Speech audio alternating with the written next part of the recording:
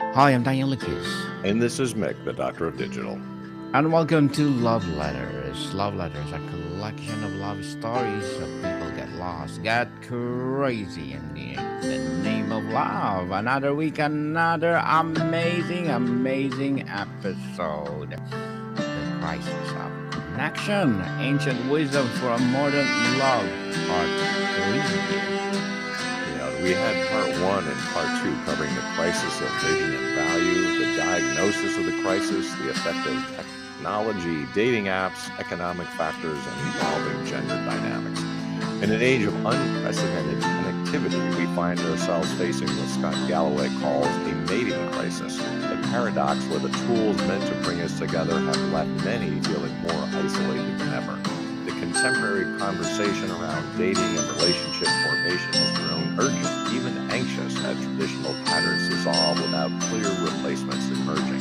Some have diagnosed our moment with characteristic clarity, pointing to economic pressures, technological disruption, and shifting gender dynamics as forcing reshaping how we pursue love and commitment. Yet as we navigate these very real challenges, we might benefit from voices that predate our current crisis by centuries, voices that understood human longing, virtue, and community in ways our hyper-modern world has largely forgotten. This conversation explores what early Christian wisdom, grounded in a vision of human flourishing that prizes self giving love over self actualization, might offer those seeking lasting connection in an age of endless options and escalating isolation. Interesting, Mr. Meg.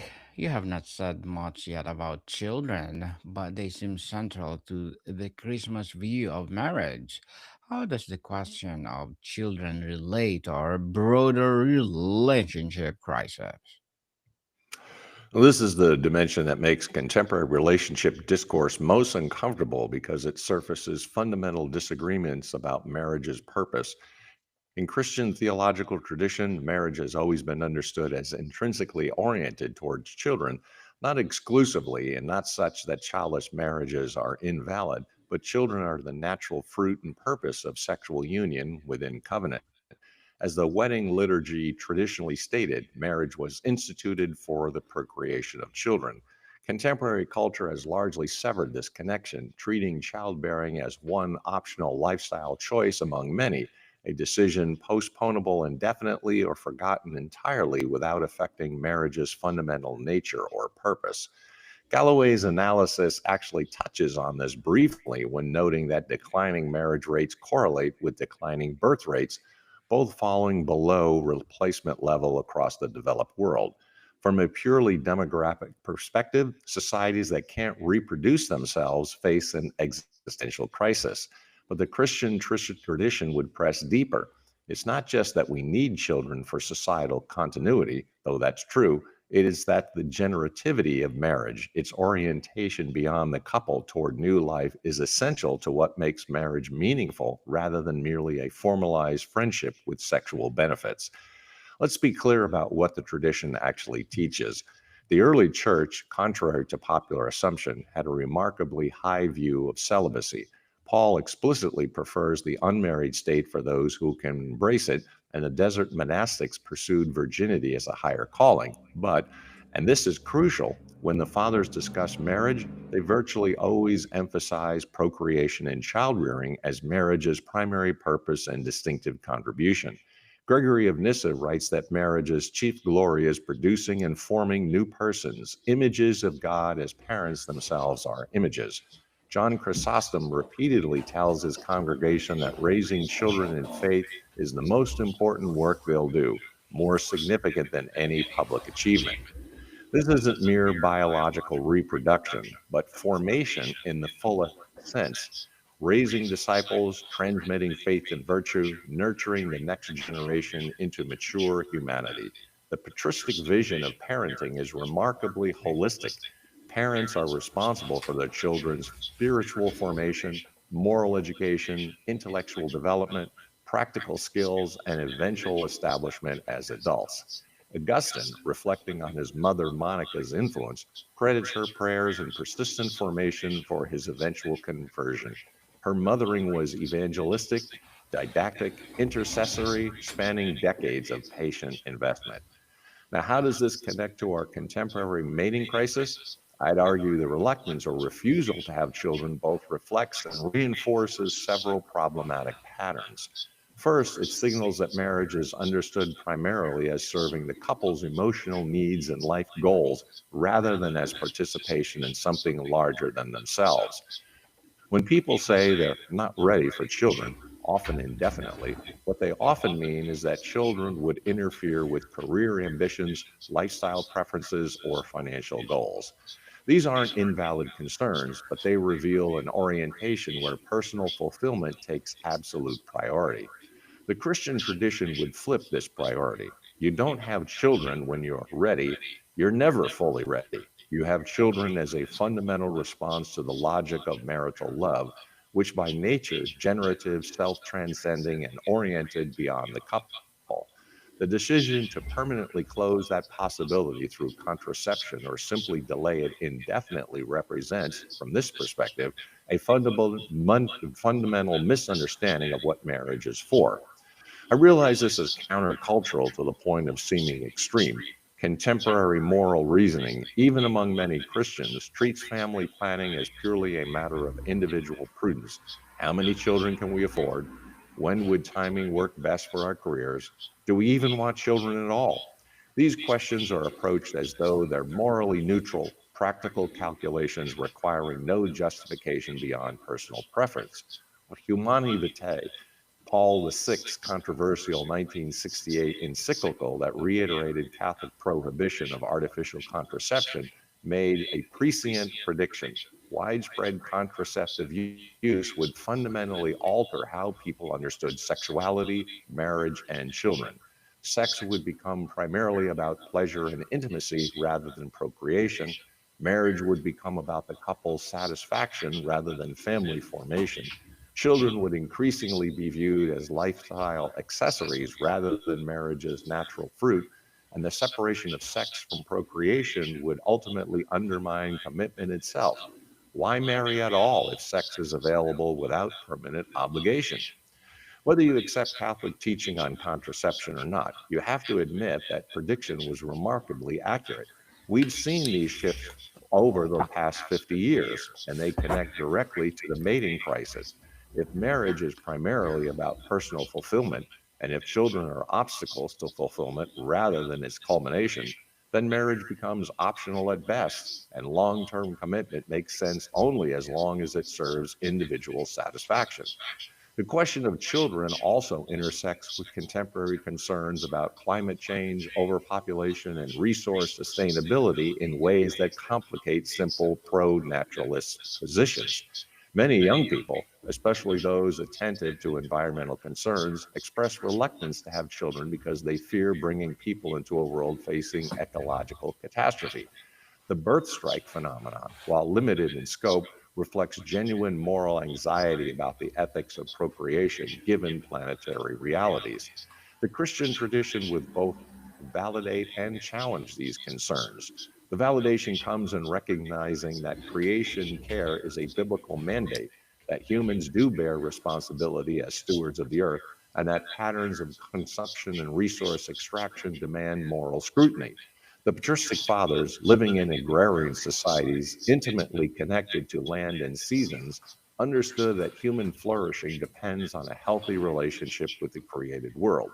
They would not dismiss environmental concerns as irrelevant to procreation decisions. But the tradition would challenge the anti-natalist conclusion that children themselves are the problem rather than patterns of consumption and distribution. The global fertility crisis exists primarily in developed nations with the highest per capita resource consumption and the lowest birth rates, while the highest fertility exists in regions with minimal environmental footprints. The problem isn't human reproduction per se, but particular forms of economic organization that treat the earth as raw material for unlimited extraction and consumption. More fundamentally, the Christian eschatological hope that God is bringing about a new creation, that history moves towards redemption rather than mere entropy, grounds confidence in the future that anti natalism lacks. This isn't naive optimism that ignores real problems, but theological confidence that God's purposes for creation will ultimately prevail, that new generations have roles to play in that unfolding story, that human life remains a gift worth receiving and transmitting even in challenging times. The decision to have children is thus not primarily about calculating environmental impact or resource footprints, but about trust. Trust that God's faithfulness extends to future generations, that new persons have contributions to make toward human flourishing and creation's renewal, that the work of formation we undertake in raising children participates in purposes larger than our immediate circumstances might suggest. The early Christian vision offers a dramatically different framework. Children aren't obstacles to flourishing, but essential to it, not because parenting is always joyful or fulfilling in therapeutic terms, but because the work of forming new persons, participating in God's creative activity, learning self sacrifice, and contributing to the continuity of faith across generations is inherently meaningful. This meaning persists even when, perhaps especially when, parenting involves significant sacrifice of personal ambition, comfort, or freedom. There's also a profound connection between openness to children and the sustainability of marriage itself. Divorce rates for couples with children are lower than for childless couples, and while correlation doesn't prove causation, there are good reasons to think children help stabilize marriages. They provide a common purpose beyond the couple's emotional satisfaction. They make a self centered exit more costly. They offer joy and meaning during seasons when romance flags, and they remind parents daily that their lives aren't ultimately about their own comfort or fulfillment. None of this means childless marriages are failures or that couples facing infertility have somehow missed marriage's purpose. The tradition has always recognized that not all marriages produce biological children, whether due to infertility, age, or other factors. But such marriages can still embody generativity through adoption, foster care, spiritual mentorship of younger people, or other forms of life giving service. The point isn't biological reproduction per se, but orientation beyond the couple towards fruitfulness that serves the next generation. I also want to acknowledge the legitimate economic concerns Galloway raises. Housing costs, healthcare expenses, childcare needs, and the educational costs have all increased dramatically relative to wages. For many young people, the financial burden of children feels genuinely prohibitive. This is a justice issue that demands structural solutions: affordable housing, universal healthcare, subsidized healthcare, educational access that doesn't require crippling debt. Christians, especially, should advocate for social arrangements that make family formation economically viable rather than merely telling people to have faith and have babies. But granting economic challenges, I'd argue contemporary culture massively overestimates the resources required for child rearing. We've come to believe children need private rooms, extensive extracurricular activities, brand name everything, college funds fully capitalized, a level of investment that previous generations would have found unimaginable. Much of this is driven by status anxiety rather than genuine child welfare. Christians could model a simpler, more communal approach to child rearing that reduces individual family costs while enriching children's lives through extended networks of care. There's also the demographic reality that societies that don't reproduce themselves face a genuine crisis. Japan, Italy, South Korea, and increasingly the United States face aging populations, declining workforces, and the potential collapse of social insurance systems designed around growing populations. The Christian response to this shouldn't be mere demographic panic, as though children were instrumental goods for maintaining social stability, but it should include recognition that cultures which view childbearing as undesirable or optional eventually cease to exist. The future belongs to those who show up for it, and that means having and forming children. The recovering of marriage's inherent orientation towards children, understood not as biological inevitability, but as purposeful generativity, is essential for addressing our relationship crisis. In conclusion, marriage is a telos or N that transcends the couple's satisfaction and connects individual partnerships to the larger work of cultural renewal and faith transmission. Marriage indeed, Mr. Meg. So, what dimension is absent in contemporary relationships? One dimension almost absent from contemporary relationship discourse, but central to Christian wisdom, is suffering's formative role in marriage. Modern therapeutic culture treats suffering as something to be avoided, minimized, or at least quickly resolved. When relationships become difficult, the assumption is that something has gone wrong, that suffering indicates incompatibility or failure, that the appropriate response is to fix the problem or exit the relationship. The patristic tradition offers a dramatically different framework. Suffering in marriage, while not desirable for its own sake, can serve sanctifying purposes when met with faith, patience, and mutual support. James writes, "Count it all joy, my brothers, when you meet trials of various kinds, for you know that the testing of your faith produces steadfastness." Peter similarly exhorts, "Beloved, do not be surprised at the fiery trial when it comes upon you to test you, as though something strange were happening to you." Trials aren't strange or evidence of a divine abandonment, but expected dimensions of Christian formation.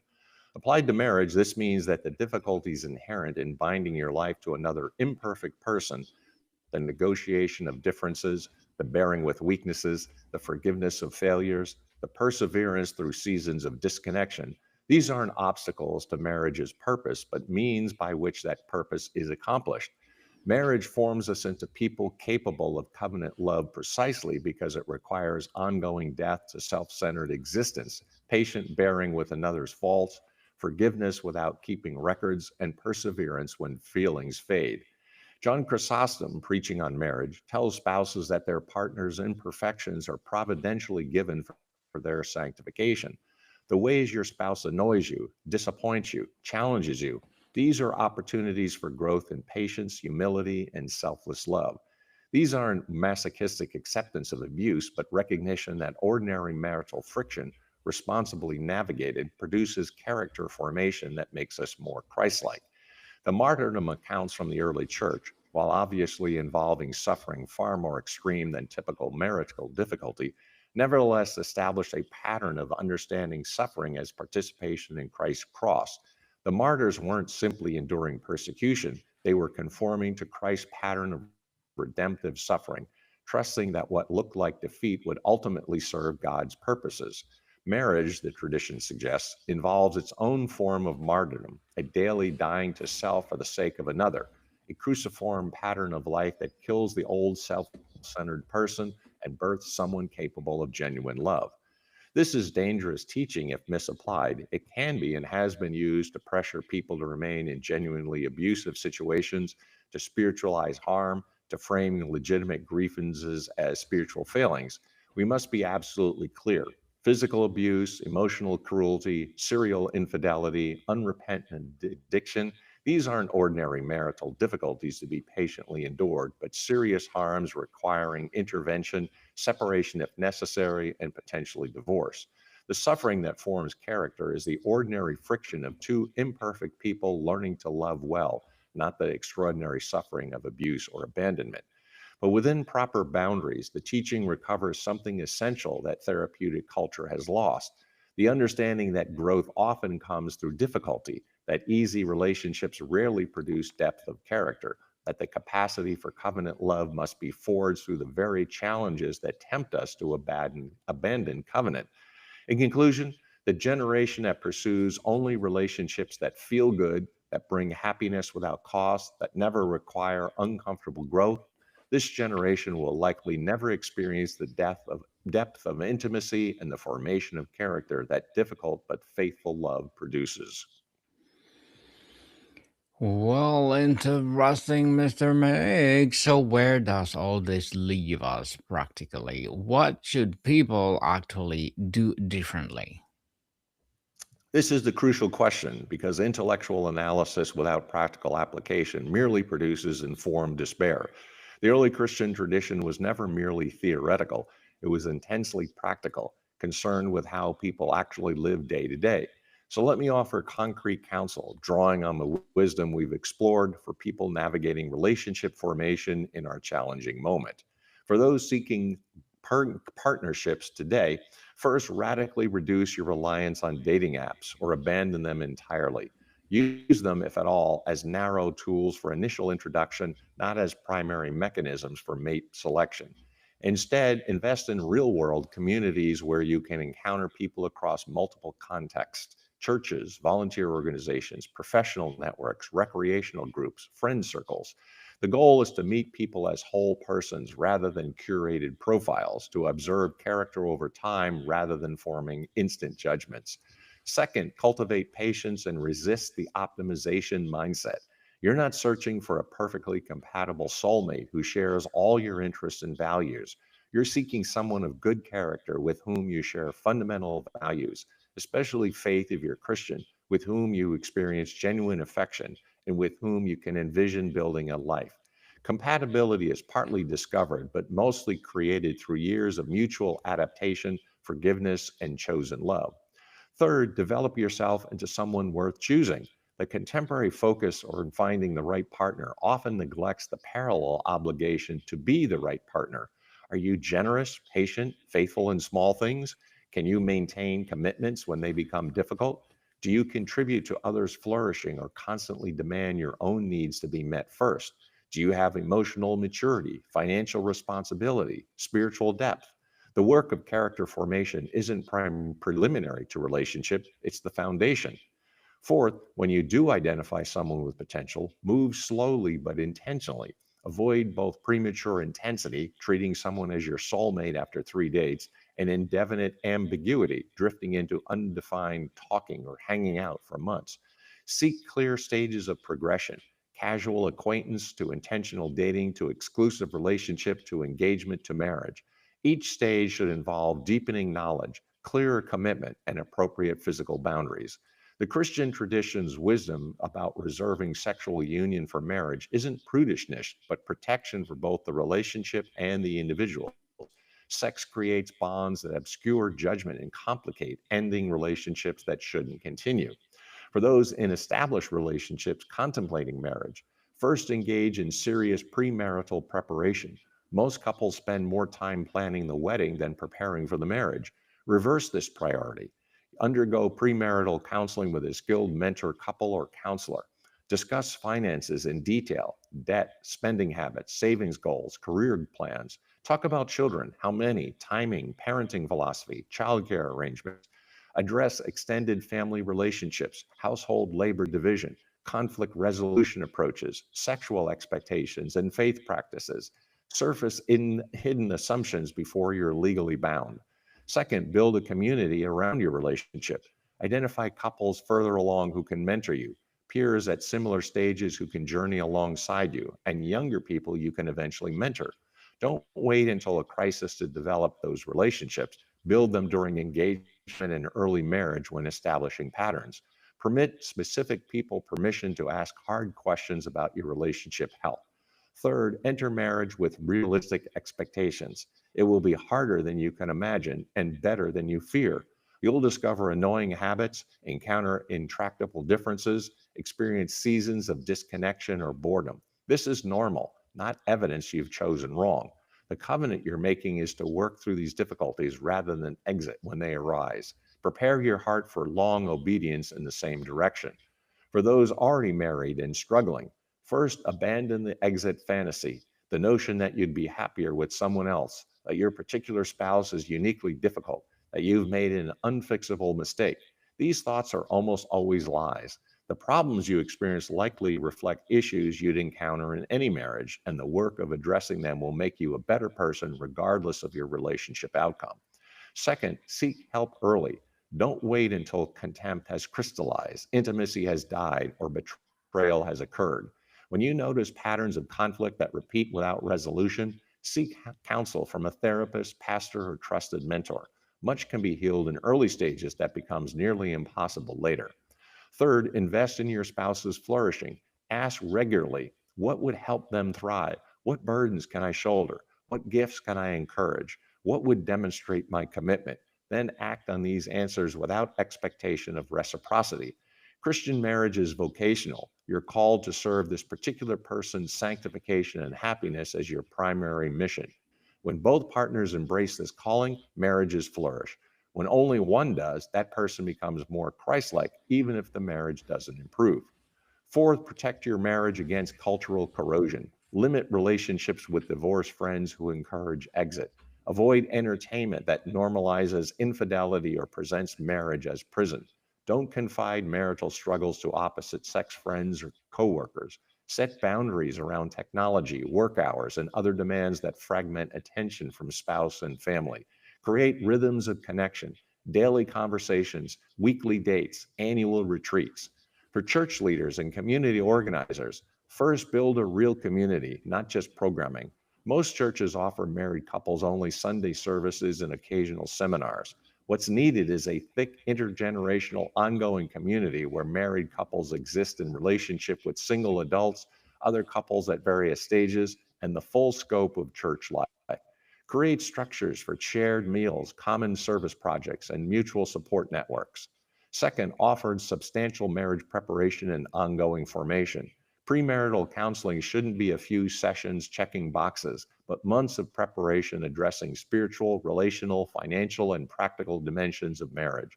Post marriage, create mentoring relationships, couples small groups, and annual retreats. Make marriage formation as central to the church's mission as evangelism or social service. Third, speak honestly about marriage's difficulties and purposes. Contemporary wedding homilies often sentimentalize marriage as two people finding happiness together. Speak instead about covenant, sacrifice, sanctification, and generativity. Help couples understand they're undertaking something difficult and holy, requiring grace and communities for sport. Fourth, support child rearing practically. Offer excellent children's programming, but more importantly, create networks of mutual support among parents. Organize meal trains for new parents, shared childcare cooperatives, family camping trips, and mentoring relationships between experienced and new parents. Help reduce the isolation and cost of raising children. For policymakers and cultural leaders, first address the economic barriers to family formation. Make housing affordable, healthcare universal, childcare subsidized, and higher education debt free. These aren't peripheral to relationship crisis, they're central. Young people delay or forego marriage and children largely because they can't afford them. Create conditions where family formation is economically viable. Second, reconsider divorce laws. No fault divorce, while solving some problems, has created others by making marriage exit too easy. Not every divorce represents genuine abandonment or abuse. Many reflect simple dissatisfaction or temporary difficulty. Slower processes, mandatory counseling, and waiting periods for couples with children would reduce impulsive exits and increase reconciliation opportunities. Third, limit predatory technologies. Dating apps gamify human connection, and social media that enable fidelity and promote unrealistic comparison should face regulation. We restrict advertising to children, cigarette marketing, and gambling access because we recognize they cause harm. Similar reasoning should apply to technologies that demonstrably undermine human flourishing. For all of us, recognize that relationship crisis reflects spiritual crisis. We've lost coherent vision of what we're for, what love requires, what communities do. The recovery begins with recovering theological anthropology, understanding ourselves as created for communion with God and others, called to self giving love, oriented toward generativity and service. From this foundation, particular practices and structures follow. This isn't about returning to some imagined golden age. No historical period had marriage figured out perfectly, and many parents' past arrangements involve profound injustice, especially toward women. But we can recover ancient wisdom about covenant, community, character formation, and purposeful love while rejecting patriarchal domination, economic oppression, and rigid gender hierarchies. We can affirm women's full equality and dignity while maintaining that equality doesn't require interchangeability of function. We can celebrate the goods achieved through modernity's expansion of choice and autonomy while rejecting the market logic that reduces persons to preferences. The early Christians were themselves countercultural, living radically different patterns of relationship in the Roman Empire. They rejected divorce, prohibited infanticide, practiced sexual restraint, formed communities of mutual support across class and ethnic lines, and raised children in faith against cultural currents. Their example produced transformation. Over centuries, Christian sexual ethics and marital patterns became civilizational norms. We're now living in a similar moment requiring similar courage, the willingness to live differently, to embody alternative visions of human flourishing, trusting that faithful witness over time can reshape culture. This is hard work requiring patience, community, and grace. There are no quick fixes, no apps to solve the problem, no policies that alone can restore healthy relationship patterns. What's required is nothing less than cultural renewal rooted in recovered theological vision, enacted through transformed practices in actual communities, sustained across generations. The early Christians did exactly this, starting from similarly fragmented circumstances. We have their wisdom, their example, and Christians believe the same spirit. The question is whether we'll embrace the costly countercultural discipleship their vision requires. The path forward from our relationship crisis requires both personal formation in virtue and communal structures that support covenant love. In conclusion, seek a relationship grounded in a theological vision that makes marriage meaningful beyond personal satisfaction and oriented towards the generativity that produces genuine flourishing for individuals, communities, and across generations. Genuine, genuine indeed. And Mr. Meg, thank you so much for sharing your knowledge and wisdom to the world. Yes, people, the crisis of connection, ancient wisdom for a modern love deepens the conversation by confronting one of the defining challenges of our time.